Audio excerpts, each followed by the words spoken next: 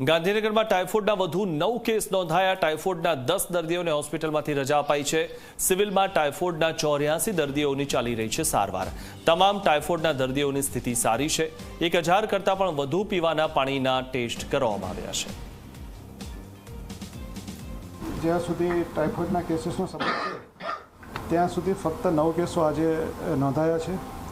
એની સામે 10 કેસીસ ને પેશન્ટને ડિસ્ચાર્જ કરવામાં આવ્યા છે અને અત્યારે હાલ 84 જેટલા કેસીસ જે છે એ ગાંધીનગર સિવિલ હોસ્પિટલમાં સારવાર હેઠળ છે અને કોઈ પણ દર્દી એ ક્રિટિકલ કન્ડિશનમાં કે એવી કોઈ કન્ડિશનમાં છે નહીં। બધા જ જે દર્દીઓ છે એ ખૂબ જ સારી કન્ડિશનમાં છે, એટલે આવતા દિવસોમાં પણ આ ડિસ્ચાર્જનો એ આંકડો વધવાનું અનુમાન છે।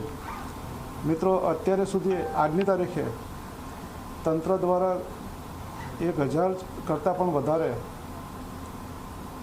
પીવાના પાણીના ટેસ્ટ કરવામાં આવ્યા છે।